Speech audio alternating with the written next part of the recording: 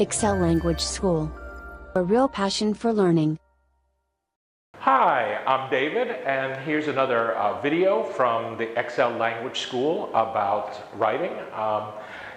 In the last videos, I talked about writing Task 1 essays, and today I'd like to talk a little bit about writing Task 2 essays, right?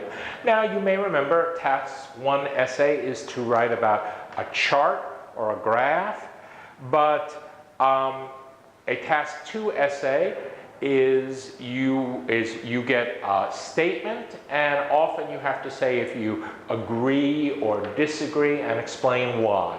Now, many of my Vietnamese students have experience doing writing like this in Vietnamese, but it's a challenge to do it in a foreign language, and not all of the tactics and strategies in writing that are considered correct in Vietnamese school are considered correct in English school. So that's the challenge facing my Vietnamese students, to adapt their knowledge to the new language. So just to repeat some information that you may know, the Task 2 is the longer of the two essays. It should be about 250 words. It counts for 2/3 of your score. So it is recommended that you use 2/3 of the time that you have to write this, which is about 40 minutes. So recently in my Wednesday evening writing class, I developed a topic. I did several classes on the same topic, which was food trucks. Now, in case you don't know what a food truck is, here's a picture of a food truck. Food trucks are very popular in the USA. And here in Hanoi, I know there are a few food trucks, but maybe not as many as back where I come from. So if you want to know more, some of my students told me that they know about food trucks because there are some television shows about food trucks and reality programs where people have food trucks in them. And so if you look on TV, you might be able to get more of an idea about what food trucks are all about. But for my class, I had the students prepare for this essay by reading a short news article about food trucks. And the article was about some economic issues involving food trucks, specifically that people who own traditional restaurants in American cities, that is, restaurants that are in buildings and do not move, they are complaining about food trucks because food trucks will pull up in front of their restaurant on the street and sometimes take their customers away.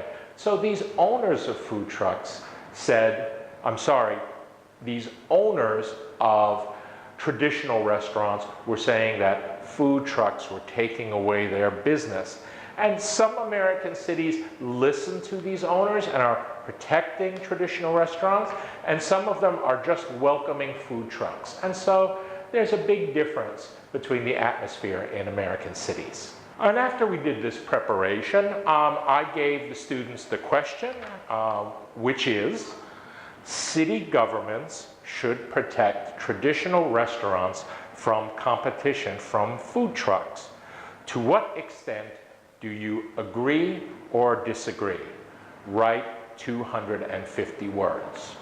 And so in this case, the student wrote an essay, and I gave the student a band score of band 6 because I thought her essay was a little short.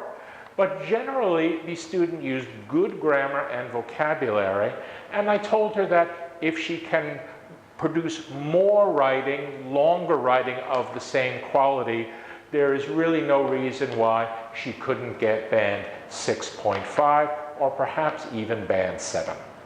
Okay, so let's look at the first paragraph, which starts with the word nowadays. Now, this is a word nowadays that my Vietnamese students really like. I think maybe their Vietnamese teachers told them to use it. It's okay. It's only one word, and it's better than some other phrases that sometimes my Vietnamese students like to use, like in these modern times. But I tell students that many times words like nowadays or in these modern times, they don't add anything. And so you can just omit these words completely, because when you are writing IELTS, every word should be important. There shouldn't be any words that you can completely remove without a change in meaning. So instead of using a word like nowadays or a phrase like in these modern times, I often suggest that a student write their first sentence and show that they can use the present perfect. Why? Because the present perfect has the same function as nowadays. It shows past activity with present result. But also, you can show the reader, who is the grader of your essay, that you know how to use present perfect correctly. Okay, and in the second sentence, the student writes, some people say food trucks would harm the traditional restaurants. Now, you will see I suggested that the student, instead of using the word would, use the word might. And I tell students, use that word would only when you're talking about unreal situations, that is, things that are not true. Like, for example, if Vietnam were near the North Pole, it would be colder. Now, Vietnam is not near the North Pole, so Vietnam is hot. So that's when you use a modal verb like would. If you're going to talk about something that you don't know whether it's going to happen, I suggest might is the word you should go with. And let's move on to the second paragraph. And the second paragraph starts with the word firstly. Now, the first thing I want to talk about is handwriting. Now, today we hardly ever write anything by hand. I don't write anything by hand. Most of my writing is done on the computer. But for IELTS, you have to do it by hand, and so you have to concentrate on your handwriting. Now, in this case, the student's handwriting is actually pretty good, clear, and readable, but there are some problems. Like in this case, you will see the student uses the letter F, small f, and small t in the word food truck, and then the small f and the small t look almost the same. The student doesn't make them look any different. Now, in this case, it is clear, we all know what the student means, but you want to be able to make all of your letters look different and pay attention to those details when you're writing by hand. And in the third line of the same paragraph, the student uses an example of very good vocabulary, I think. Student uses the word sufficient capital, and that phrase, sufficient capital, has the same meaning as enough money. But enough money is really band score 5 or 6 vocabulary, and sufficient capital is an example of band 6 or 7 vocabulary. It says the same thing, but the vocabulary is more sophisticated. And so when students are asking me, how can I get a higher band score? I say, concentrate on knowing how to say the same ideas, but use more sophisticated vocabulary, like the student did in this case. Now, on the same line, you will see that the student misspelled an adjective phrase, bricks and mortar. Bricks and mortar. Now, this was an idiom that I actually taught in the class, and it's a very popular idiom nowadays, used in newspapers and magazine articles. And for example, here is a picture of bricks and mortar, right? Okay, and you see there, it's like a wall, and there are the red things are bricks, red bricks, and white mortar. But in this idiom, when you use this phrase, it means a physical store or a restaurant that you can walk into. So, for example, Amazon.com is an online store, but Big C or Metro or Lotte is a bricks and mortar store. It is actually a store you can walk into and look at the products, right? And so, just to make sure the example is clear, KFC is a bricks and mortar restaurant, but a food truck is not a bricks and mortar restaurant. Okay, and the next sentence is clear and grammatically correct, but it repeats the same information as in the previous sentence. And so that is not an enormous mistake, but try not to repeat information, right? Say information once and then move on. So, and the next sentence, the student uses the structure not only blah, blah, blah, but also blah, blah, blah. And the student uses it correctly, and that's a good structure to get to know and to get to use. The grammar of it can be very tricky, so you want to be able to review it and know you can use it correctly before you use it in your Task 2 essay. And so at the end of the paragraph, the student writes, thirsty for making money, which is a good thing to write. The student's meaning is 100% clear, but the idiom has a little problem, especially that the student misspelled the word thirsty. It's spelled with an I, and the student used the U. And I gave the student an example of higher level vocabulary that she might be able to use to make the same point, and I suggested in this case she could use the word ambitious. Okay, let's move on to the next paragraph, and you see this paragraph starts with the word secondly, and so I think that's a good choice. It's a structural decision that the student made.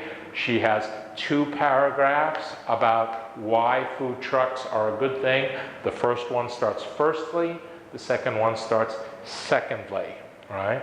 And these show the reader that these 2 paragraphs are from the same point of view and will make the same argument, that is, that food trucks are a positive development. Okay, and on the second line, the student writes, quote, busy people such as students and officers, end quote. Now, when the student wrote the word officers, I think that she used this word incorrectly. Now, here's a picture of some officers. For example, this is a picture of police officers, and this is a picture of military officers. But I think the student wanted to write about people like this. They work in an office, but we don't call them officers. Instead, we call them office workers, right? So you could use office workers instead of officers in this case, or you could use higher level vocabulary for a higher band score. And in this case, you could use an idiom that we use in English. You call them white-collar workers, right? If you don't know what a white-collar worker is and a blue-collar worker is, you may want to study this idiom. It could be very useful. Okay, so the last line of the same paragraph, the student writes, instead of going to a restaurant, comma, waiting for a waitress, right? This is a frequent mistake of the Vietnamese students. In Vietnamese, you can connect these 2 phrases with a comma, but in English, in a situation like this, a comma doesn't work. You cannot connect them with a comma. You have to use the word and. So the student should have wrote going to a restaurant and waiting for a waitress. Okay, and on the last line of page 1, on the first page of the student's essay, the student writes, grab a tasty food. Food is a non-count mass noun, and so it does not use the indefinite article. When I say the indefinite article, I mean the word So knowing your count nouns and non-count nouns is something that is also very important for not making small grammar errors on your IELTS writing. Okay, and now we're moving on to the second page of the student's writing. And at the top of the second page, the student writes a few lines, and at the end of that paragraph, the student writes an asterisk. Now, in case maybe you don't know this word, this is a picture of an asterisk. It's a little star, right? And I believe the student put an asterisk in there because she decided after she wrote the next paragraph that she wanted to add a sentence to this paragraph. Now, when I'm teaching here at IELTS Language School, I don't mind if students do something like that, but I have to remind them that if they're actually taking the IELTS exam, they probably shouldn't do something like this, that is, put in an asterisk and then at the end of the essay write a line to be inserted into the middle. The possibility of misunderstanding between you and the grader is too great. So again, the student did this and I let her get away with it, but I advise very strongly, don't do this on an IELTS exam. Okay, and so the next paragraph starts with the words "yet food trucks" on the second line. In this sentence, after the word benefits, the student puts a punctuation mark, and this is another handwriting problem that sometimes I see. Student makes a mark, and it is not clear to me if the student means this mark to be a full stop or a comma. So when you're writing for the IELTS, make your punctuation clear, because your ability to use punctuation correctly is going to be part of your final grade. So in the last line, the student writes this influent, I-N-F-L-U-E-N-T, and that actually is not a word in English, right? And I believe that the student perhaps got confused because maybe they know the word fluent, like, you know, he is fluent in English, he speaks freely and easily, and then maybe they got mixed up because the correct word, it's both a verb and a noun, is influence with a C at the end. And this is an important and useful word and is often misspelled. So it's a good word to study for your IELTS writing. Okay, so in conclusion, I repeat, I gave this student a band score 6. Her writing was good, clear, easy to understand. Her handwriting is generally not a problem. However, I gave a lower score because really the student only developed one side of the argument, that is the argument for food trucks. She did not develop the argument against food trucks, and her conclusion was a little weak. It could have used another sentence or two. Now, I don't know what happened to the student, but I guess that the student started off strongly, and maybe the student wrote a little too slowly, and then she got towards the end and she found she didn't have enough time to make a really strong ending. And so, but this student is on the right road because she can produce very good English, and now all she needs to do is practice in her extra class and produce writing of the same quality, only just a little faster. And so that's a good reason to come here to the Excel Language School, because when you take extra classes, you do a lot of practice and you learn to produce language not only well, but under deadline pressure. So thank you very much for your attention, and I hope to see you again on another video soon. Excel Language School. A real passion for learning.